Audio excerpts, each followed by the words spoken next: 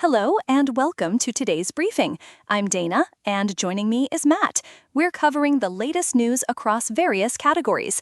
Let's start with the politics section. Yemen's Iran-backed Houthi rebels have reportedly attacked 2 Saudi oil tankers in the Red Sea. What does this mean for the global oil market? That's a great question. The attack could potentially disrupt oil supplies, leading to increased prices.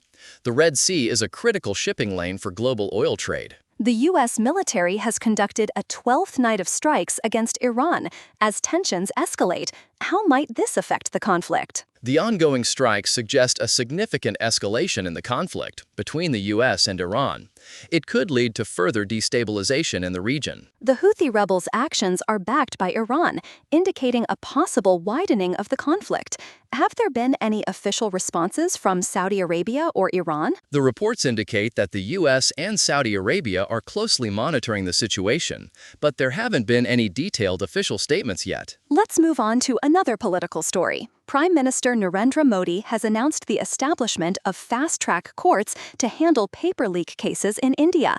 What are the implications of this decision? This move is likely aimed at addressing the growing concern over exam paper leaks, which affect students' futures. The fast-track courts will ensure swift justice. The government is prioritizing the welfare of the nation's youth.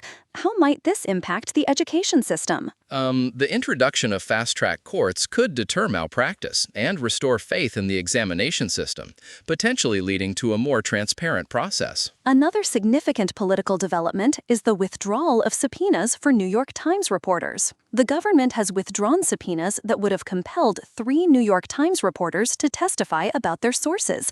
What led to this decision? The withdrawal followed the government's admission of legal errors in issuing the subpoenas.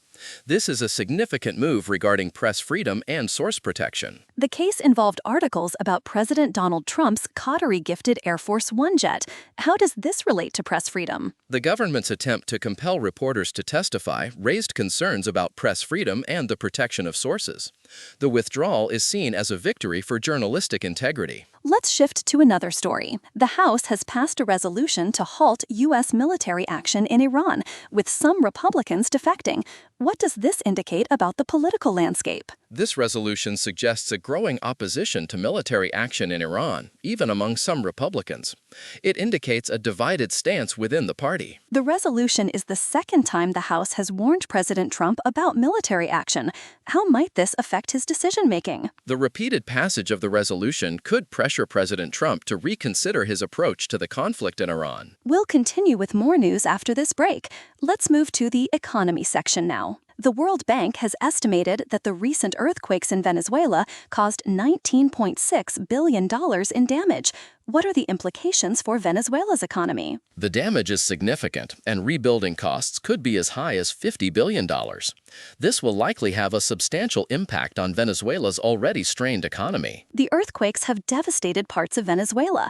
How might this affect the country's recovery efforts? The extensive damage will require a massive rebuilding effort, potentially involving international aid and support. Another economic story involves foreign investment in e-commerce. The government has allowed foreign investment in the e-commerce inventory model for exports.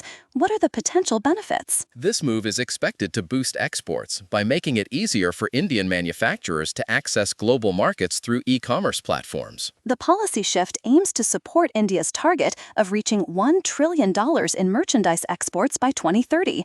How might this impact small businesses? The relaxation of FDI rules could help small businesses by allowing them to leverage global e-commerce platforms, potentially increasing their export capabilities. Let's move to the sports section. Aston Villa has signed Alejandro Garnacho from Chelsea on a season-long loan deal.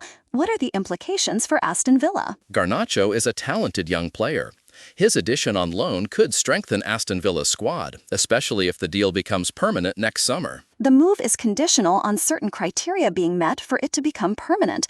What are the expectations for Garnacho's performance? Given his talent, there's likely an expectation for him to make a significant impact during his loan period at Aston Villa. Another sports story involves the Commonwealth Games. Katarina Johnson-Thompson and several other athletes have withdrawn from the Commonwealth Games. What does this mean for the event? The withdrawals are a significant blow to the Games, potentially affecting the overall participation and viewership. The athletes cited various reasons, including injuries. How might this impact the future of the Commonwealth Games? Repeated withdrawals could lead to questions about the game's viability and attractiveness to top athletes. Let's move to the entertainment section. Jason Alexander has apologized for a controversial 2012 comedy sketch involving Courtney Stodden.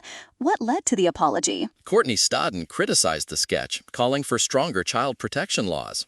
Alexander subsequently apologized, stating he truly regretted it. The sketch was made when Stodden was a minor. How does this relate to broader concerns about child protection in entertainment? The incident highlights the need for greater awareness and protection of minors in the entertainment industry, potentially leading to more stringent regulations. Finally, let's touch on a weather-related story. Tropical storm Bertha has made landfall in Louisiana and is moving toward Texas. What are the potential impacts? The storm could bring strong winds and heavy rainfall, potentially causing flooding and other weather-related issues in the affected areas. The storm has prompted the closure of beaches along the Gulf Coast. How are the authorities responding? Authorities are likely taking precautions, including evacuations and emergency preparations, to mitigate the storm's impact. As we wrap up today's briefing, it's clear there are significant developments across various sectors. Thanks for joining us, Matt. Thank you, Dana. It's been a comprehensive look at the day's top stories. That's all for today. Goodbye, and see you later.